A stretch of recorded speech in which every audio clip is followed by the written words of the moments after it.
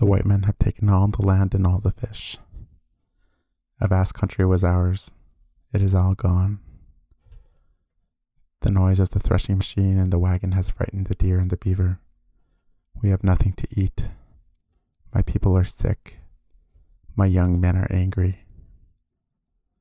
All the Indians from Canoe Creek to the headwaters of the Fraser say, William is an old woman. I am old and feeble, and my authority diminishes every day. I am sorely puzzled. I do not know what I say next week when the chiefs are assembled in a council. A war with a white man will end in our destruction, but death in a war is not so bad as death by starvation. The land on which my people lived for 500 years was taken by a white man. He has crops of wheat and herds of cattle. We have nothing, not an acre. Another white man has enclosed the graves in which the bones of our fathers rest, and we may live to see their bodies turned over by his plow. Any white man can take 320 acres of our land, and the Indians cannot touch an acre. Her Majesty sent me a coat, 2 plows, and some turnip seed. The coat will not keep away the hunger. The plows are idle and the seed is useless because we have no land. All our people are willing to work because they know they must work like the white man or die. They work for the white man.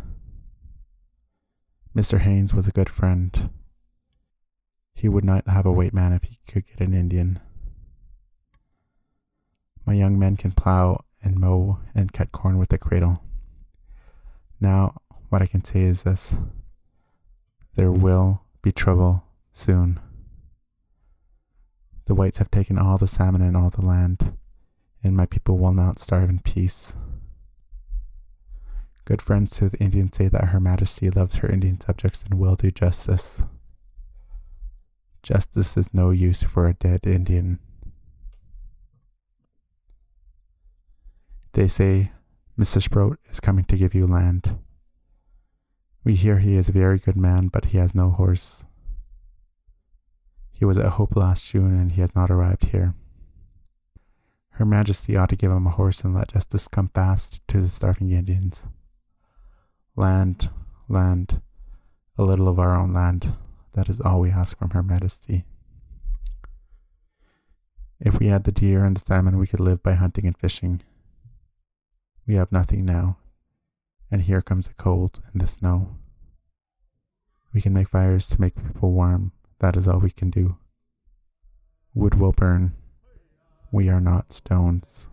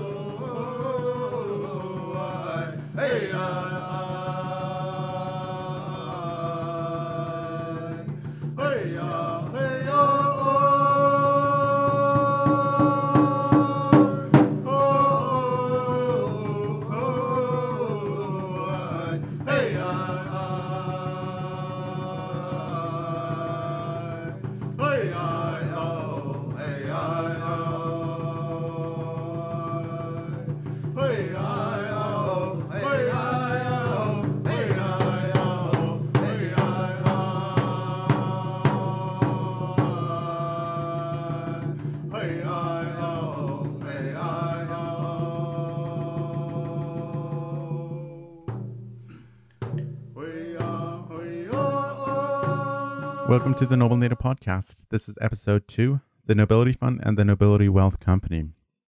Back in the fall of 2018, I wrote a business plan for 2 things. The first is for a wealth management firm, the Nobility Wealth Company. The second is for an Indigenous owned and invested private equity fund, the Nobility Fund. Both of these would be the first of such Indigenous owned companies in Canada that I am aware of. There were a number of things which inspired me to write this business plan. The first is my experience in banking and consulting. Having been a commercial banker, I had the privilege to see firsthand profitable businesses and provide financial solutions to meet their needs. Second, as a consultant, I provide business planning services to First Nations, which include feasibility studies. I've witnessed First Nations pursue unprofitable businesses which do not provide sufficient financial returns. Third, I've had the chance to witness financial innovation among First Nations in Canada, from the First Nation Finance Authority to the Suncor tank purchased by the Fort McKay First Nation. There are First Nations out there taking business risks, and they are succeeding. My vision is to increase the influence of First Nations in Canada by building financially wealthy First Nations. The way to do this, in my mind, is to build First Nations capital wealth by pooling First Nations investment money, and then investing the money into high financial return, scalable First Nations owned businesses. The primary vehicle for this activity would be the Nobility Fund. I envision an initial fund of about $100 million. So the way this would be structured is that the Nobility Fund is a limited partnership, as most private equity funds are. There's a general partner who is required to manage the fund. The general partner in this case would be the Nobility Wealth Company. Then there are a number of investors who are limited partners in the company. It's a general partner's responsibility to A, find the partners who are going to make the investment, and B, manage the fund, which includes developing investment principles and criteria, and then finding businesses to invest into, which will become the investment portfolio. Although this is a typical private equity structure, the difference is that the business will be 100% Indigenous owned. I will be the owner and manager of the general partner, Nobility Wealth Company, and as a conscious choice, I will seek investors and limited partners who are First Nations or First Nations owned. Furthermore, the initial intention is that the investment portfolio will be investing into businesses which will become Indigenous owned after the Nobility Fund exits the investment. This means that we will search for businesses that we can partner with local First Nations in the ownership of the business. Over time, the Nobility Fund can be bought out by partnering local First Nations. This is a business that has never been contemplated by First Nations before. However, I know that it is a feasible concept, and there are many examples of what is possible through what others are doing. I mentioned before that the First Nations Finance Authority does a lot of great work in the finance area.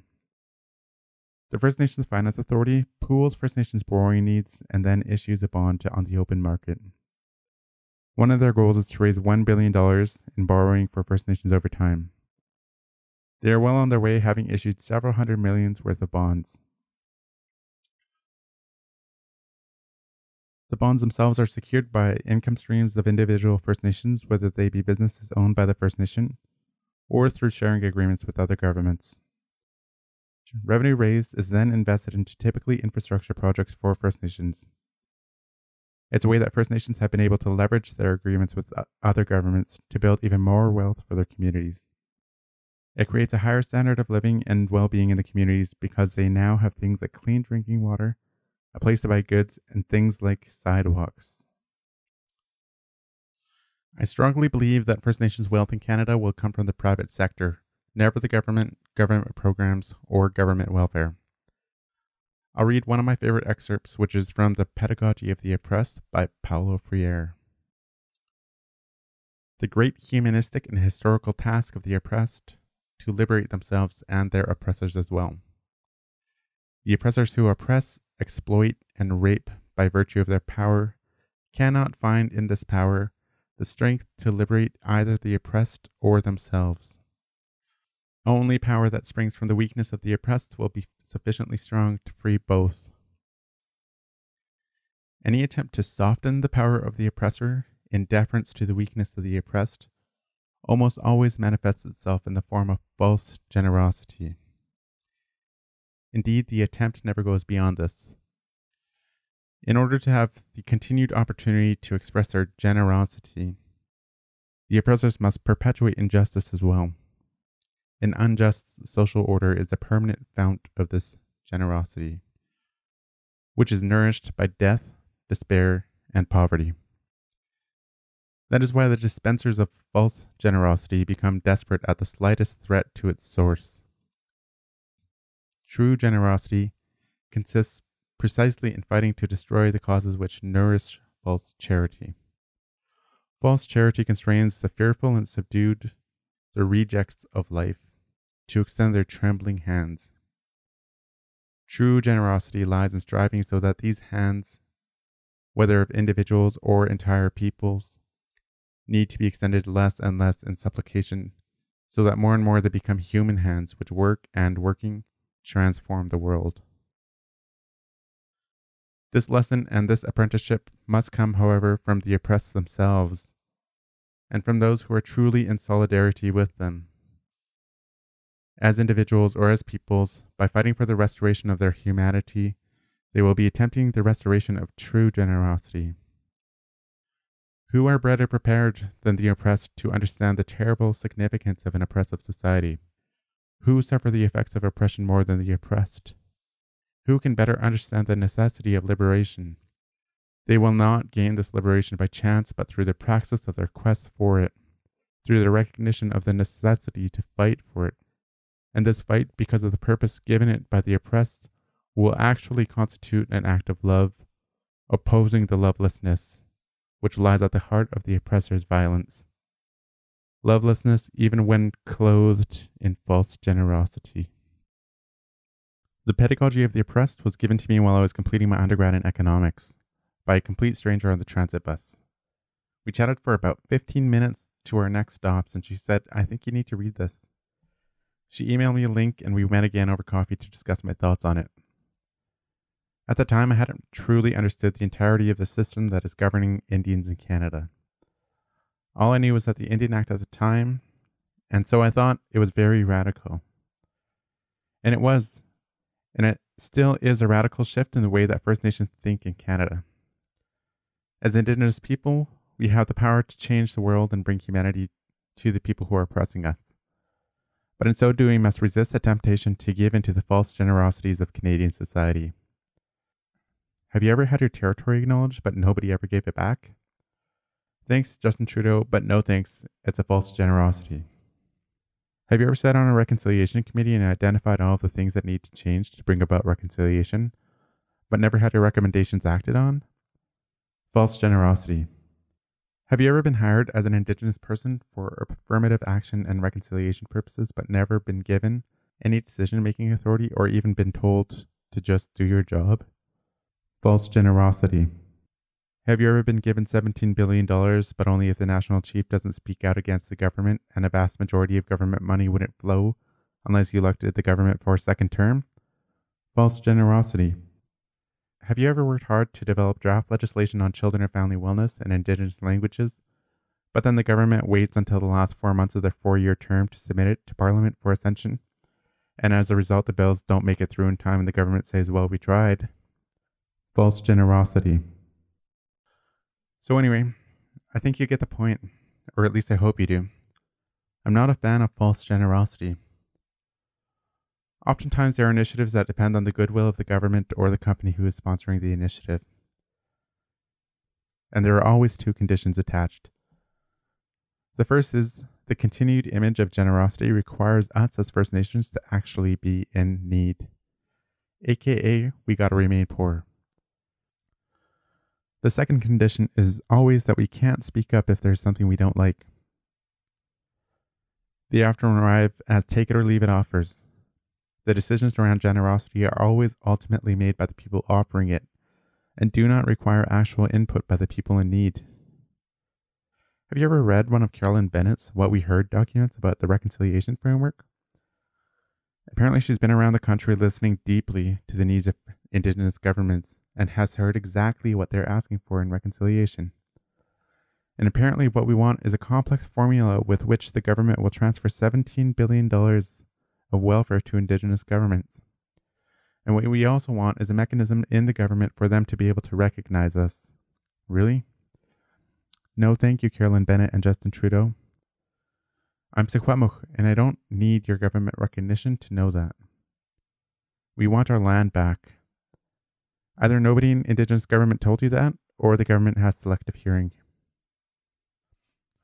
All this false generosity is possible because of the golden rule. He with the gold makes the rules. It's time for First Nations to make our own gold. We need to make a hard pass on the false generosity and put in the hard work of freeing ourselves from the oppression.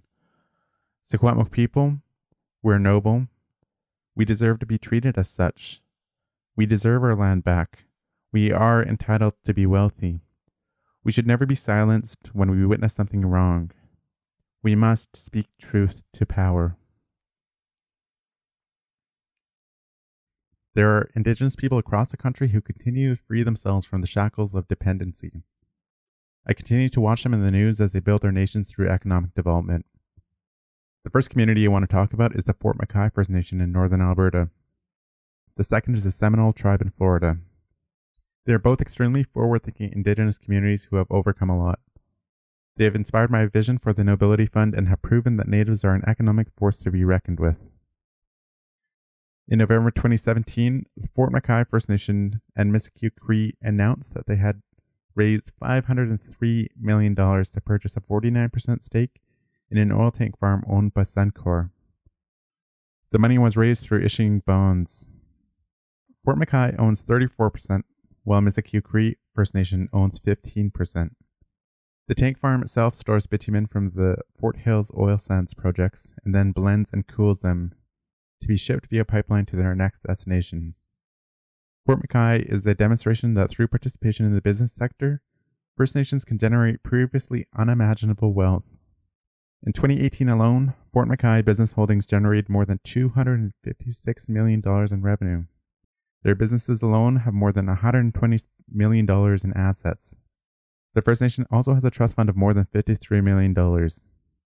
In 2016, the Canadian Census reported an average income of more than $102,000 per person per year for Fort McKay citizens. That's almost $28,000 more than the average Albertan's income of $74,000. It's definitely a step up from the reported average income of Fort McKay in 2006 of $29,000 per person. It's a considerable transformation in a decade. Fort McKay has been able to generate significant wealth, which has enabled them to complete deals in the hundreds of millions. Their $500 million bonds were issued by RBC, and it's my dream that one day Nobility Wealth Company will be able to lend that money. There's no reason why First Nations can't be earning the wealth that others already are. If you think the Fort McKay deal was big, it is. It's certainly the biggest deal of its kind in Canada, but down in the United States, they just do things bigger. The Seminole tribe are the unconquered people. In 1858, there were just 300 Seminoles left. They lived in the swamps of Florida for many years while the United States waged wars against them. At one point, President Andrew Jackson spent $40 million in a war against the Seminoles, in which the U.S. was defeated. In fact, there were 3 declared wars the U.S. waged against the Seminoles, all of which the U.S. lost. After losing this many wars, the U.S. Congress had considered terminating the Seminoles' status as a tribe in the United States. In response, the Seminoles ratified a constitution in 1957, and in 1971 they began selling cigarettes and eventually started playing bingo on the res. The U.S. challenged the ability of the Seminoles to host bingo games, and the Seminoles won. The Seminoles overcame every challenge that came their way. Eventually, they would make the biggest deal of any natives in North America. In 2007, they purchased the Hard Rock franchise for $1 billion. This included the Hard Rock casinos. Yes, the Port Coquitlam Casino is an Indian casino. Hard Rock cafes and the Hard Rock hotels. When they purchased the Hard Rock franchise, there were 124 restaurants in 45 countries, 7 hotels, 2 casinos, and 2 concert venues. As of July 2018, the Hard Rock International had venues in 74 countries, including 185 cafes, 25 hotels, and 12 casinos. Never resting on their laurels, the Seminoles are making a $1.5 billion expansion in South Florida with a new flagship casino resort. The main hotel will include the world's first guitar-shaped hotel, 13.5 acres of waterscape, meeting and convention space, entertainment venues, and retail shops. Despite attempts by the U.S. to wipe the Seminoles off the face of the earth, they were able to build a global empire worth billions. Everything the Seminoles have accomplished is an endless source of inspiration for me. I know that what they are doing is just the tip of the iceberg for all Indigenous nations in North America. If they can do it, I can do it too. Nobility Wealth Company will one day work with First Nations who are as wealthy and powerful as the Seminoles. At first glance, my goal of one day managing a $100 million private equity fund seems lofty. But I know that there is an excess of $1 billion of First Nations money already held in trusts in Canada. In general, large pension funds are investing between 33 and 55% of their assets into equity. A portion of this is invested into private equity, and overall, it's between 5 and 15% of total assets invested from what I have seen. This would place $100 million in the realm of an appropriate amount of the total trust funds to be invested in private equity in Canada. Private equity is definitely riskier than traditional trusts that many First Nations are currently invested in. However, with risk comes rewards. First Nations are typically earning just 2% on their trust investments. In fact, that's exactly what was earned by Ottawa Indian Trusts from 2016 to 2017. To give you an idea of how dismal that earning actually is, inflation that year was 1.9%. That means 95% of any gains in buying power of the additional money earned was eaten away by inflation. The remaining 5% of the additional money isn't even enough to pay a 1% fee to a money manager. Private equity funds generally expect to earn in the neighborhood of 20% and even more. The money is invested into privately held and managed businesses who are expected to earn a return targeted by the fund managers. The risk is you lose all of your money, compared to something like a government bond where it's almost guaranteed that you'll get your money back with a 2% interest rate. The general idea of the Nobility Fund is that we would make investments between $5 and $20 million into a group of about 5 to 7 companies. The Nobility Fund would be responsible for managing each of the companies such that they grow and provide a financial return determined by the Nobility Fund manager. That's definitely a lot of work, and as much as I like to think I'm Superman, I can't do it all alone. So to overcome this, I plan to borrow a really neat idea from a Chicago-based private equity fund called Next Gen Growth Partners.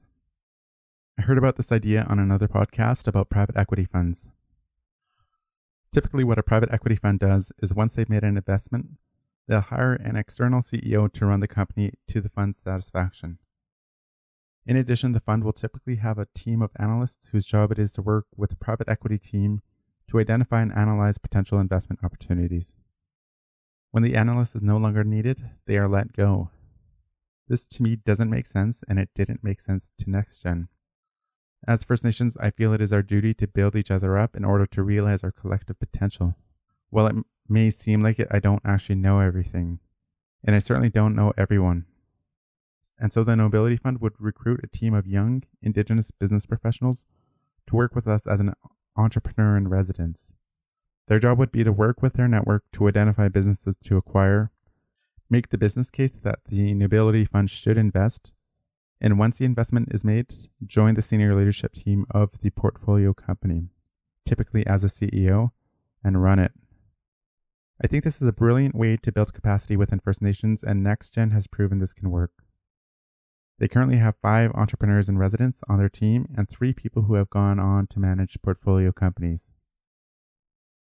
I know for a fact that there are young, brilliant, talented, hardworking, and eager Indigenous business professionals in Canada who, like me, just need their big break. My generation of Indigenous professionals are fluent in our languages and culture and comfortable in boardrooms. It's time for us to begin taking our place as leaders in the fabric of Indigenous society.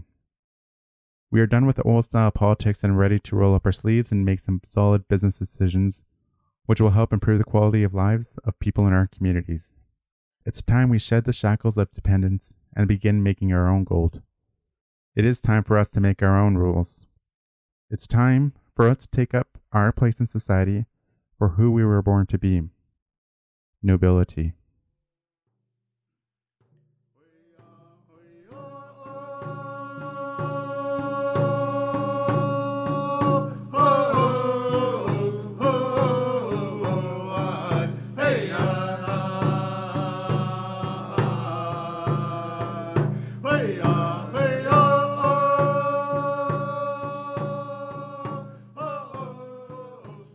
I want to thank everyone for listening to this podcast. I also want to thank everyone for listening to my previous podcast. Many of you contacted me after I said I wanted to get busy, and it has taken this long to get to the second episode because I've been booked solid. The excerpt you heard at the beginning was a statement made by Chief William of the Williams Lake Indian Band in 1879. It was a dark place for Secwepemc people, and I hope we never end up in that place again. The song is a lonely song by some singers from Muscat. You can contact me via email at carl carl@nobilitywealth.ca. carl@nobilitywealth.ca. You can check out NextGen Growth Partners at nextgengp.com. nextgengp.com. Until then, Baruch and Metweekjen. The next song that we'd like to sing for our people is what they call the Lonely Song. This song is a song that was sung by our elders, and this is a song that when the Shushrop person is lonely or he's traveling long ways away from home, that this song will bring your spirit back home to visit the mountains, the rivers, the streams, the hills, and will visit your people. So this song honors the bird people, the Ishwik, the Loon, top of the mountain, Skokom, Basilqa, the lakes. This song is a lonely song. If this song is sung many times when you're lonely or you need the song to uplift your spirit, this song will help you out.